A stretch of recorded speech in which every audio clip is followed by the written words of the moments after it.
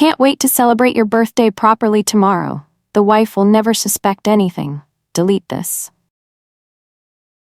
I read those words on my husband's phone and felt my world collapse. I stood frozen in our kitchen, holding the device like evidence I didn't want to find. The message had arrived 20 minutes ago while I was upstairs wrapping his actual birthday present. My hands shook as I set the phone back exactly where he'd left it, next to his coffee mug and car keys. I had spent the entire evening preparing for tomorrow. The birthday dinner reservation was confirmed, his favorite restaurant booked for 7 p.m. 42 candles waited in the drawer, ready for the cake I would pick up from the bakery in the morning. I had planned everything down to the minute, wanting his day to be special. Now I realized I was the only one who thought our marriage deserved celebrating. The front door opened, and his footsteps echoed in the hallway. "Honey, I'm home," he called, voice cheerful and completely normal. I turned toward the sound, my face carefully arranged in a smile. He had no idea that in 20 minutes, everything between us had changed forever. "How was work?" I asked, my voice steady despite the earthquake happening inside my chest. Alex kissed my cheek, the same casual peck he'd given me for the past 8 years. His cologne smelled different today, or maybe I was just noticing things I'd ignored before. He grabbed his phone immediately, fingers moving across the screen. I watched him delete the message, his expression never changing. The ease of it stunned me. This wasn't his first time hiding something. He'd had practice. "Long day," he said, scrolling through emails. "But worth it. Tomorrow's going to be amazing." He meant his birthday dinner with his colleagues. The one I'd helped him plan, calling restaurants, making reservations, coordinating schedules. The same dinner where apparently someone else would be celebrating with him afterward. I nodded and walked to the window, looking out at our quiet street. Tomorrow was his 42nd birthday, and I had been preparing for weeks to make it perfect. My hands moved automatically to straighten the kitchen towels while my mind raced. 8 years of marriage, and I was finding out about his affair through a text message meant for someone else. Let me tell you who I really am. My name is Rebecca Torres, and until 20 minutes ago, I thought I was a happily married woman. I thought I was building a life with someone who loved me the way I loved him. I thought wrong. This isn't just a story about discovering your husband's affair. It's about what happens when you realize the person you trusted most has been lying so smoothly, you never even thought to question it. Alex didn't just cheat on me. He made me an accomplice in planning his betrayal. He let me arrange the very evening where he planned to celebrate with someone else. That takes a special kind of cruelty. As I stood there watching him scroll through his phone, I made a decision. I wasn't going to confront him tonight. I wasn't going to scream or cry or beg for explanations. I was going to give him exactly what he deserved. A birthday gift he'd never forget. One that would show him exactly what happens when you underestimate the woman who's been taking care of everything while you've been taking care of someone else. The next morning arrived crisp and bright, Alex's 42nd birthday. I woke up before him and made his favorite breakfast. Blueberry pancakes, crispy bacon, fresh orange juice. He came downstairs in his best suit, the navy one I'd picked out for him last Christmas. "You look handsome," I said, and meant it. That was the problem with loving someone who betrayed you. The feelings didn't just disappear overnight. He smiled and pulled me close, kissing me properly this time. "Thank you for making today special," he said against my hair. "I know how much work you put into everything." The irony wasn't lost on me. I had put work into everything. Our entire relationship had been me smoothing the way, fixing problems, making sure he could focus on his career while I handled the details of our life together. I'd edited his presentations, networked with his colleagues' wives, remembered everyone's birthdays and anniversaries. I'd built the foundation that let him succeed, and now he was using that success to impress someone else. "You're welcome," I said, stepping back to look at him. "I hope you get everything you deserve today." While Alex showered, I sat on our bed and really looked at our bedroom for the first time in months. The photos on his nightstand faced away from me, toward his side of the bed. When had that happened? The book he was reading had a bookmark on page 43, the same page it had been on for weeks. He wasn't reading it. He was just pretending to have normal nighttime routines while texting someone else. I opened his laptop to check our shared calendar, something I did every morning to coordinate our schedules. That's when I saw the deleted appointments, little gaps where things had been erased.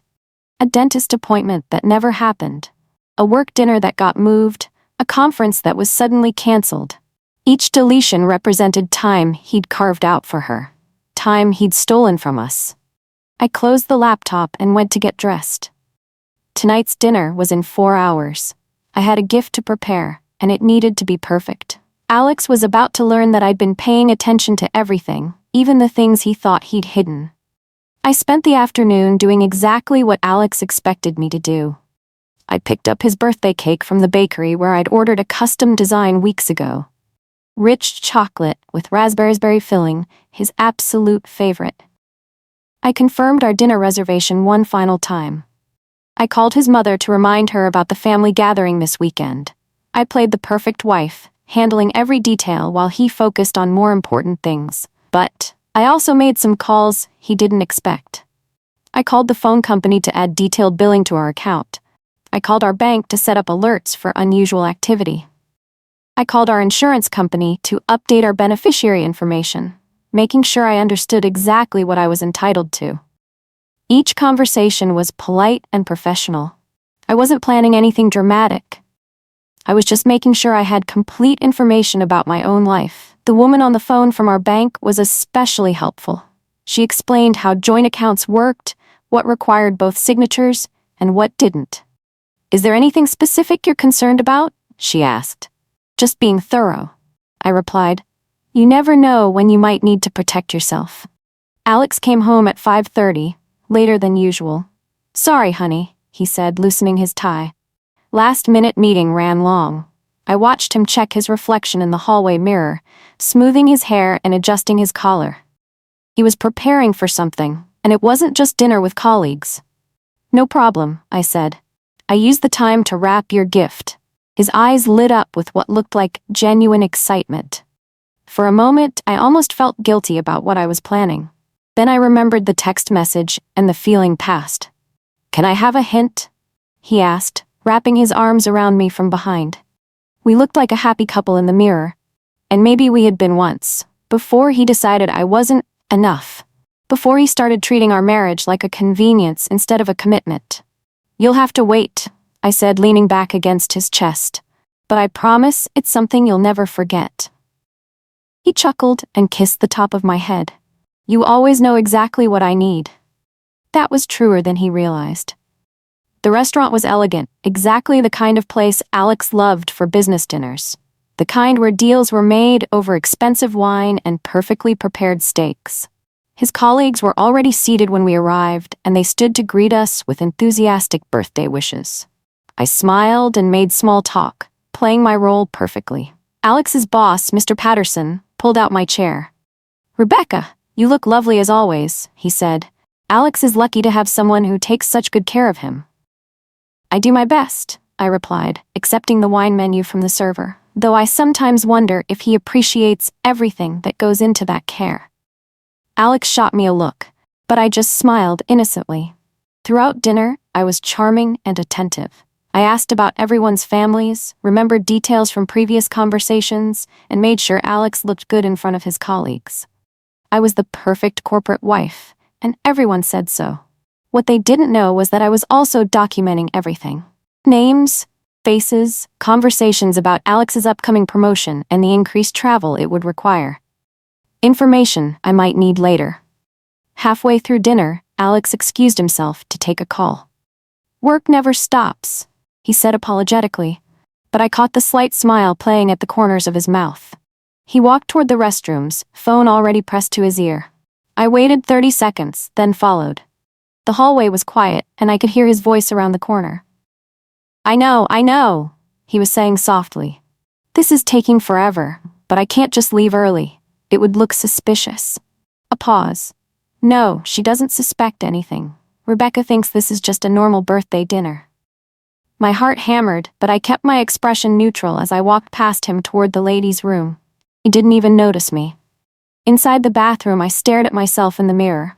My makeup was perfect, my hair still styled exactly how Alex liked it. I looked like a woman who had everything under control. And for the first time in hours, I really did. Alex had just confirmed everything I needed to know.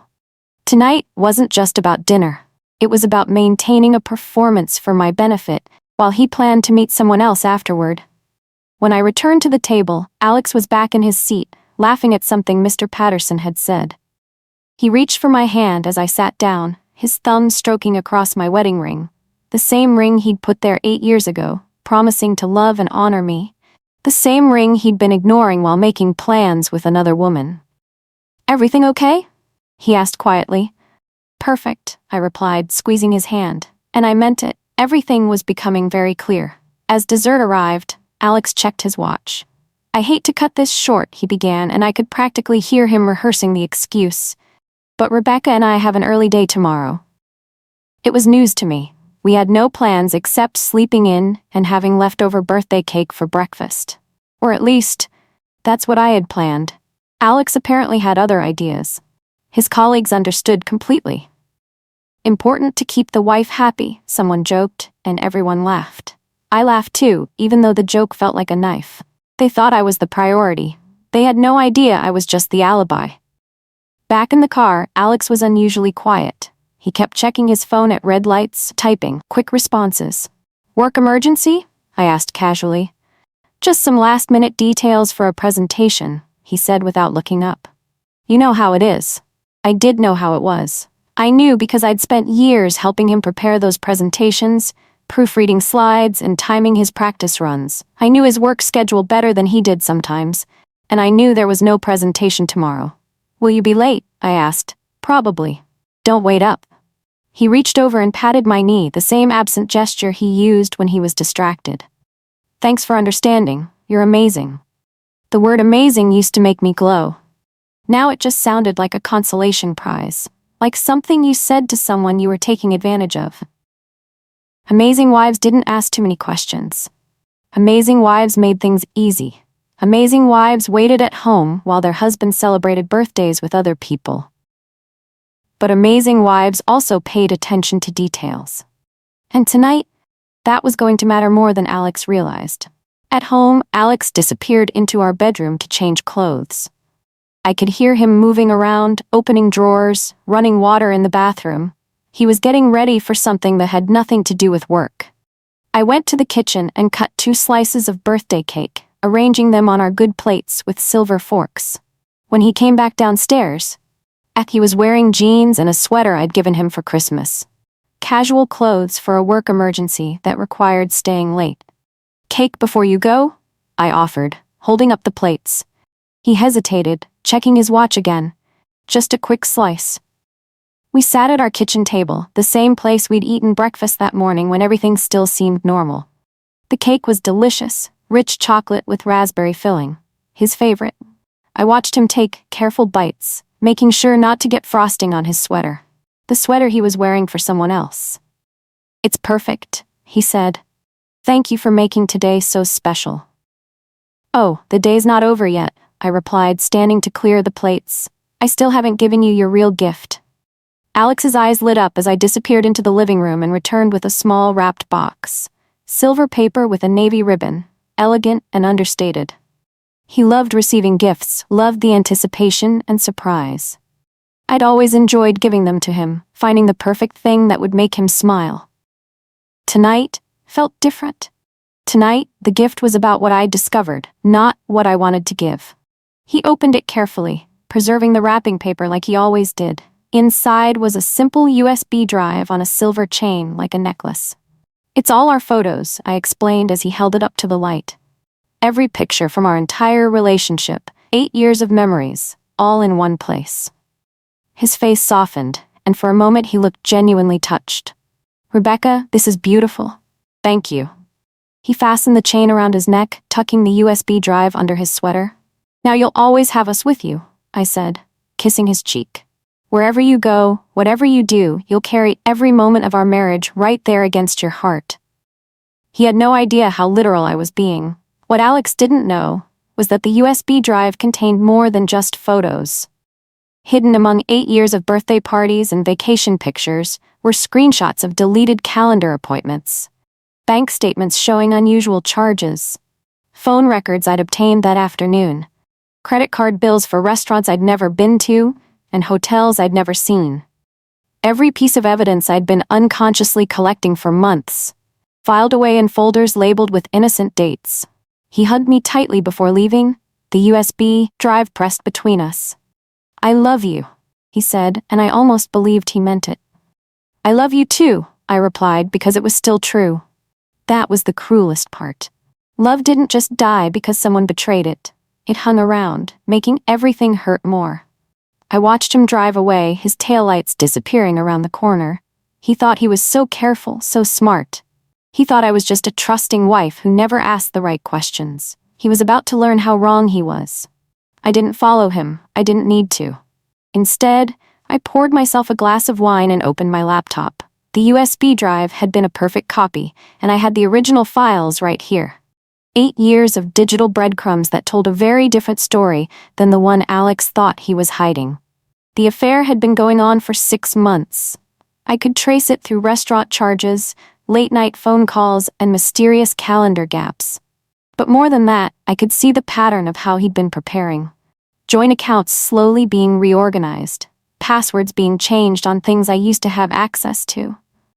Small shifts in our routine that I'd attributed to work stress but now realized were about creating space for someone else. I wasn't just discovering an affair. I was discovering a careful, methodical plan to restructure our life around his deception. He thought he was being smart, but Alex had always been better at executing plans than making them. That had always been my job.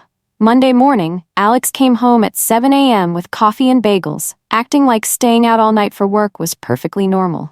"How was the emergency?" I asked, accepting the coffee with a grateful smile. "Exhausting," he said, rubbing his eyes. "But we got everything sorted out." He was a good liar. I had to give him credit.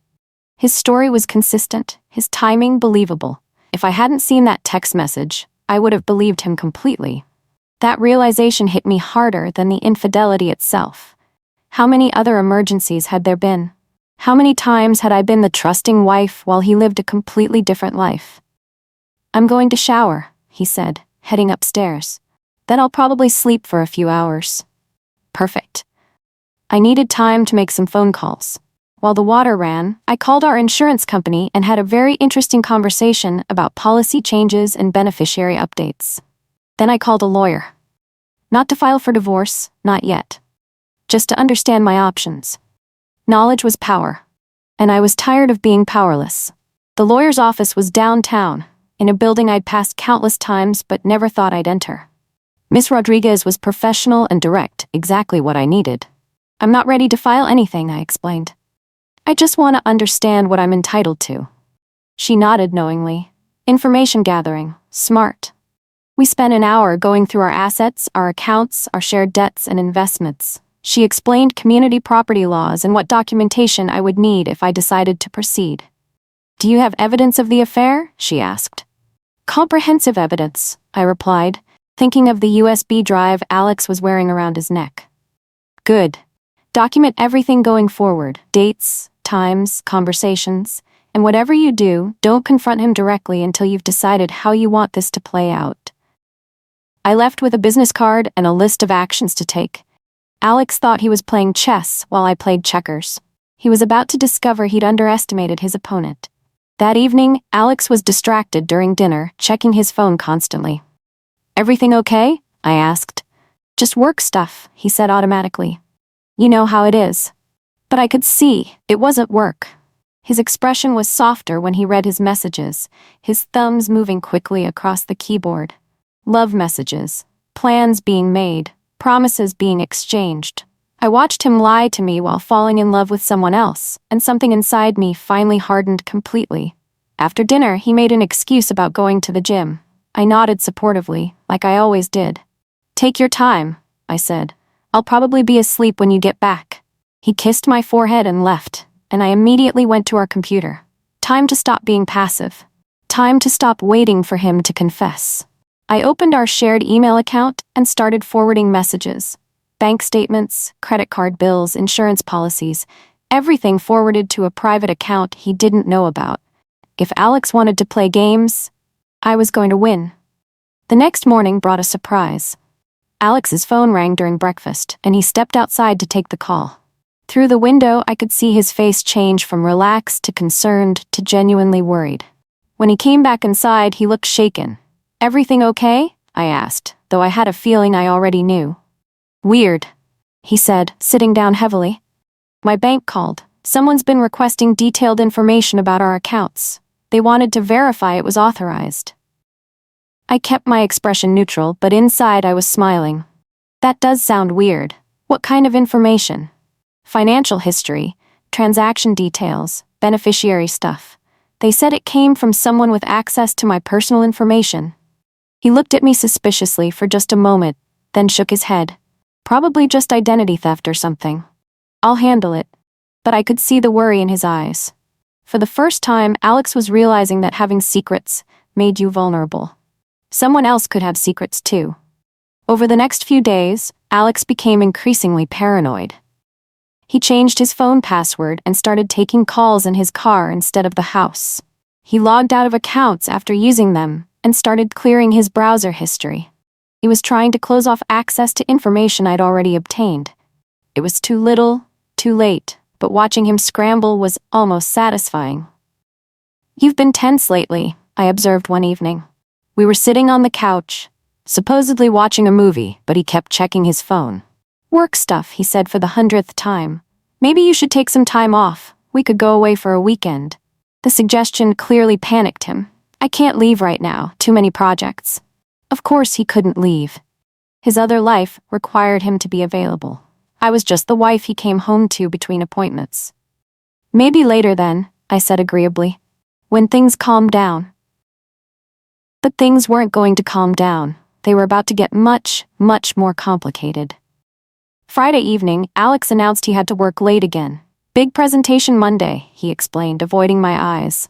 "The team's gonna pull an all-nighter to get everything ready." I nodded sympathetically. "I'll save you some dinner." After he left, I opened my laptop and checked the bank account alerts I'd set up. A charge at an expensive hotel downtown. Room service for two. A bar tab that suggested celebration rather than work. Alex was getting careless. Or maybe just confident that I would never check. Either way, his mistakes were creating a perfect record of his deception. I printed everything and added it to the folder that was growing thicker every day. Evidence of a double life funded by our joint accounts. I had been tracking his movements through our shared credit cards for weeks now. From the charges, I knew he'd been to the Grand Plaza Hotel multiple times. Then his phone buzzed with a text. He'd left it on the kitchen counter in his rush. The message was from her. "Can't wait to see you tonight. I told my friends about the clueless wife who plans all your work dinners. They think it's hilarious how she has no idea. See you soon, birthday boy." I took a screenshot before the message disappeared. Some evidence was worth preserving exactly as it appeared. I called the Grand Plaza Hotel and took a calculated risk. "Hi," I said sweetly. "My husband stayed there Friday night and lost something important. A USB drive on a silver chain. Could you check your lost and found?" "Let me see. Yes, we have that exact item.